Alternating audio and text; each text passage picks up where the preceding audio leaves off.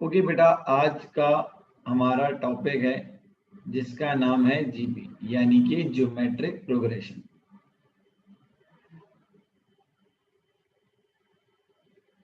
GP बोला जाए या जीएस, बात एक ही होती है, ज्योमेट्रिक सीक्वेंस और geometric progression.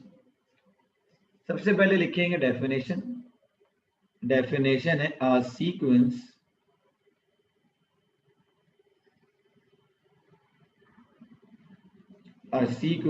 in which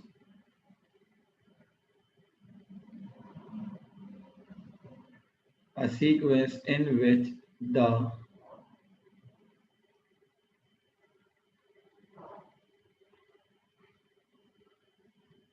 first term is a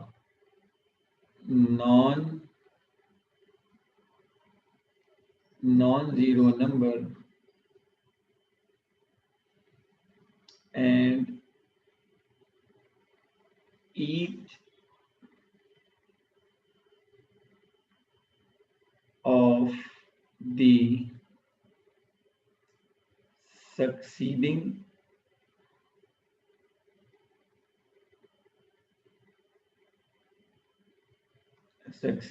term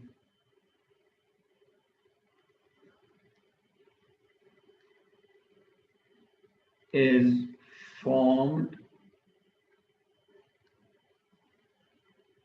by multiplying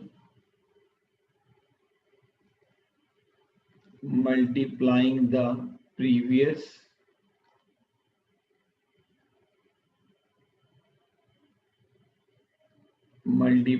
previous one by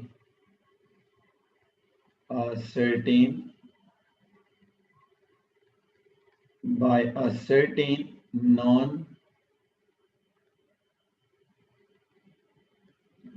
number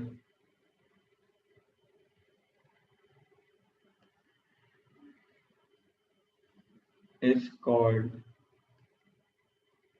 a GP और /GS। तो पहली बात कि हमेशा जो पहला नंबर होगा बेटा वो क्या होगा, नॉन जीरो, मतलब जीरो के अलावा कुछ भी हो सकता है बट जीरो नहीं होगा।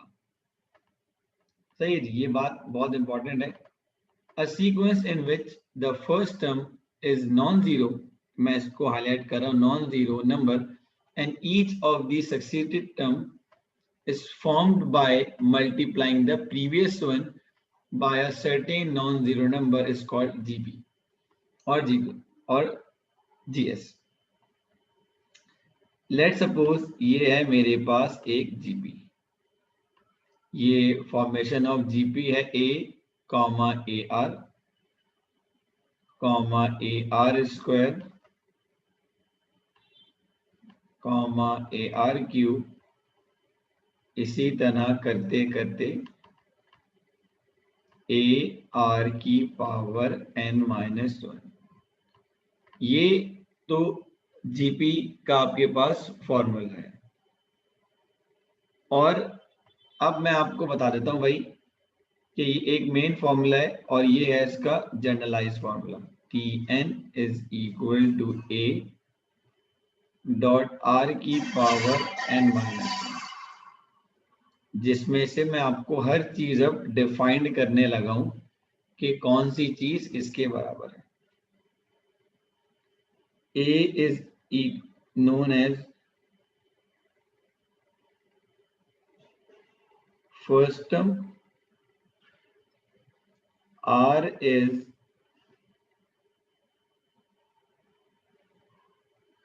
common ratio,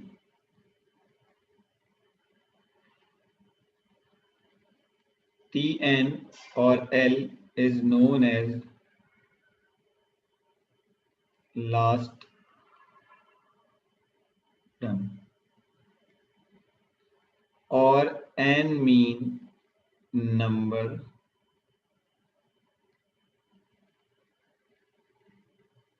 of term. GP एक बहुत ज्यादा वाइटल रोल प्ले करती है हमारी डेली लाइफ में। फॉर एग्जाम्पल, कोई चीज खरीद कर बेचना, और खरीद के बेचने पे क्या आपको पैसे मिल सकते हैं, वो भी आपको हम जीपी से मालूम कर सकते, यानी कि वो भी हम जीपी के फॉर्मूले से फाइंड कर सकते हैं। और जैसे कि आपको मैं ये बात बता देता हूं कि जीपी के अंदर common ratio should be same, कि कॉमन डिफरेंस हर बारी में क्या रहता है, सेम रहता है और चेंज नहीं होता। जैसे कि एपी में कॉमन डिफरेंस था, यहाँ पे कॉमन रेशियो है, जिसे हम कैसे कैलकुलेट करते हैं, T2 डिवाइडेड बाय T1 या T3 डिवाइडेड बाय T2 या T4 डिवाइडेड बाय T3 या T5 divided by T4 and so on. पूरी जीपी में R हमेशा बच्चों क्या रहेगा, कांस्टेंट रहेगा, कभी भी चेंज नहीं हो सकता।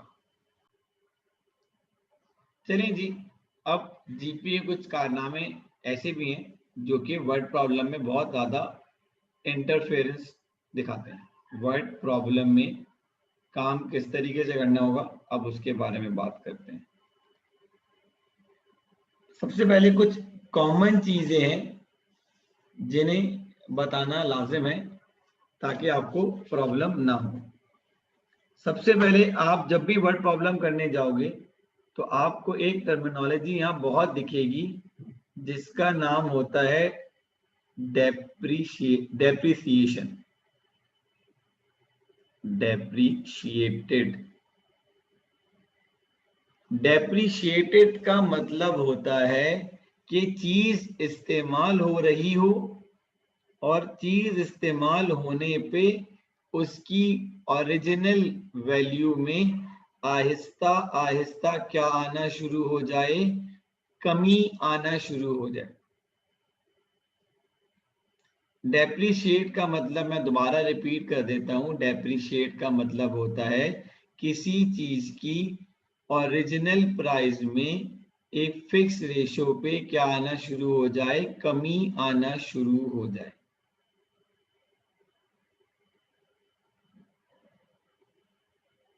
कमी कह सकते हैं, अगर आपको कमी नहीं समझ में आया भाई छोड़ दें। सिंपल है कि डेप्रिसिएशन जो है वो चीजों की वर्थ को या चीजों की जो ओरिजिनल प्राइस होती है उसको कम करती है। कुछ रेट वेट होते हैं, उस पर बात करेंगे। खैर, फॉर एग्जाम्पल मैंने अभी एक एग्जाम्पल दी कि एक सेलफोन है, सही है जी, और इस सेलफोन की कॉस्ट, इस सेलफोन की जो कॉस्ट है वो लेट सपोज कितनी है, रुपीज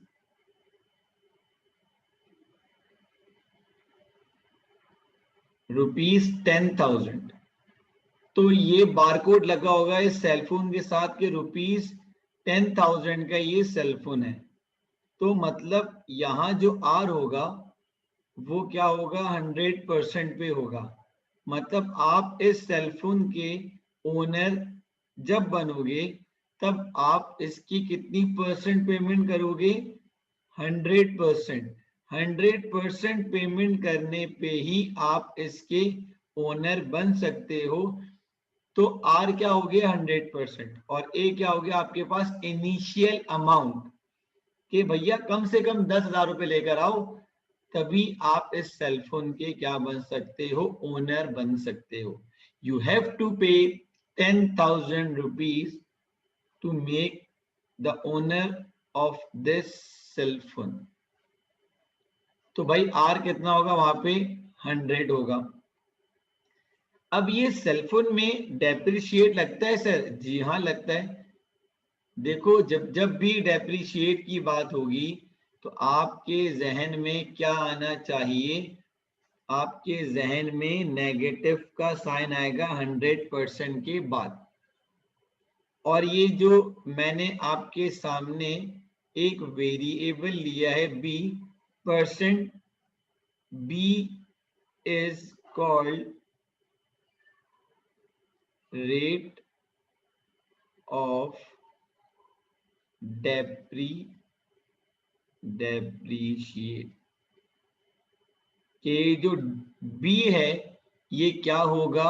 डेप्रीशिएट का रेट होगा जो कि इसके पुराने ओनर की तरफ से लगाया गया होगा या कंपनी की तरफ से डेप्रीशिएट का रेट सेट किया जा रहा होगा भाई कि इतने 20% पे आपने डेप्रीशिएट। तो भाई अगर क्वेश्चन में मेंशन हो रहा हो डेप्रीशिएट तो आप क्या करोगे? 100% में से डेप्रीशिएट का रेट क्या कर दोगे?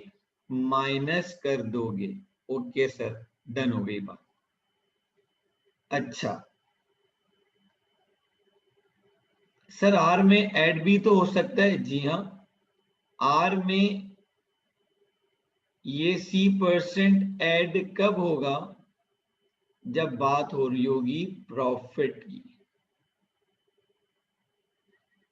You have to add C% when in the question we have to find या we have to given the profit। Sir R के साथ नेगेटिव एक और कंडीशन में भी लगेगा। जी हाँ, जब D% लिखा होगा तो ऐसा भी हो सकता है कि लॉस भी हो रहा हो। लॉस की कंडीशन में भी आप क्या करोगे? माइनस, और डेप्रीशिएट की कंडीशन में भी करोगे माइनस। और प्लस कब होगा आर? जब आपको बच्चों क्या मिलेगा? प्रॉफिट मिलेगा। अब काफी बच्चे ये सोच रहे होंगे सर ए क्या है? भाई ए हमारे पास होता है इनिशियल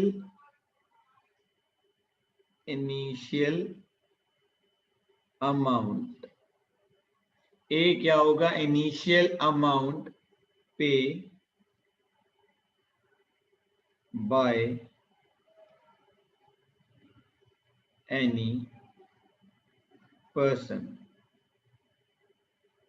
कि ये जो ए होगा ये वो इनिशियल अमाउंट होगा जो कि किसी पर्सन को पे करना पड़ेगा। पे बाय एनी पर्सन। अगर आपको किसी भी चीज का मालिक बनना होता है तो बेटा जाहिर सी बात है पहले आप उसका इनिशियल अमाउंट दोगे। कितने परसेंट पे? 100% पे, तो ही आप उसके मालिक बन सकते हो। अदरवाइज जब तक आप उसका इनिशियल अमाउंट 100% पे नहीं करोगे तब तक आप उसके मालिक भी नहीं बन सकते। ठीक है सर, ये दोनों बातें भी क्लियर हो गई। अब बात हो जाए एन की। एन इज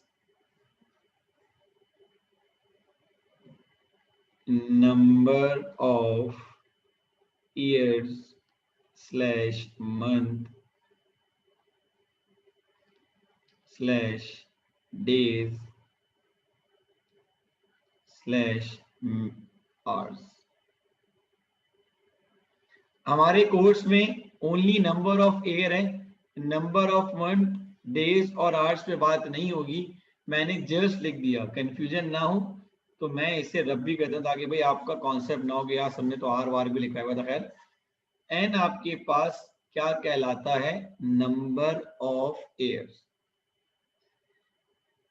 एक नोट है छोटा सा, when number of years given in the question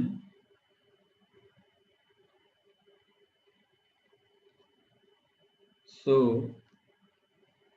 we have to taken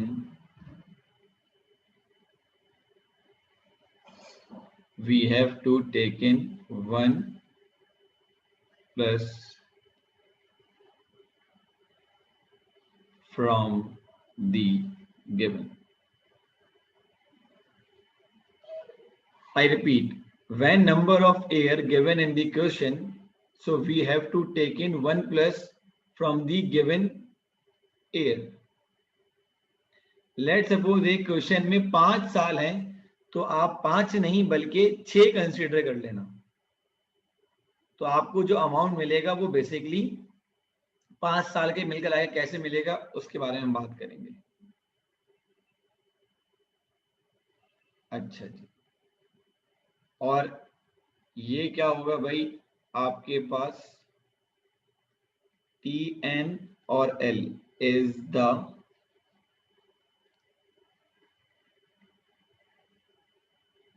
the amount after some years. Tn या L वो चीज होगा is the amount after some year, कि कुछ सालों के बाद जो आपने कोई चीज बेची, बेचने के बाद जो पैसे मिलते हैं वो आपके पास क्या कहलाएगा, हमेशा Tn कहलाएगा। सही है जी।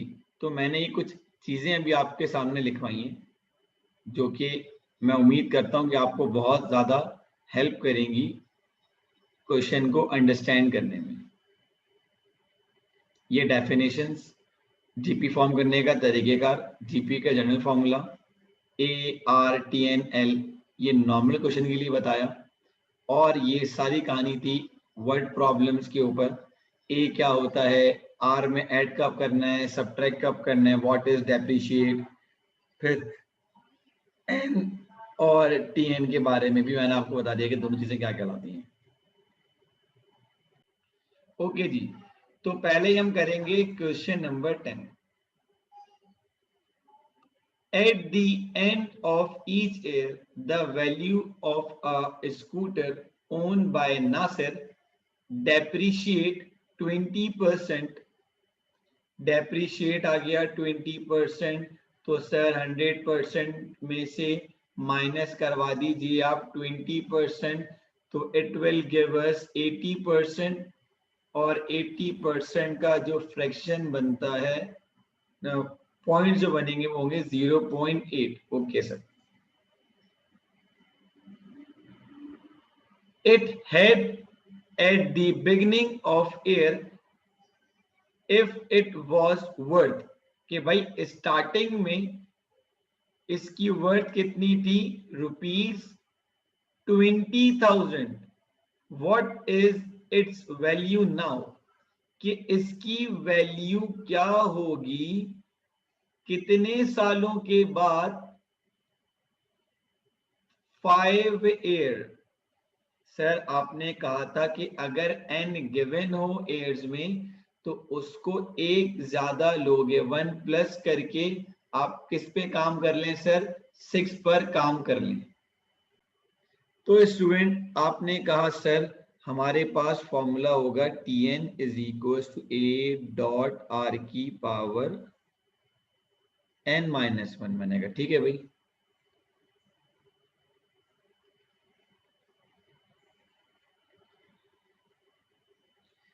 तो ये Tn एज इट इज रहा, A की जगह पर ₹20,000, R की जगह 0.8, ये हो जाएगा 6-1।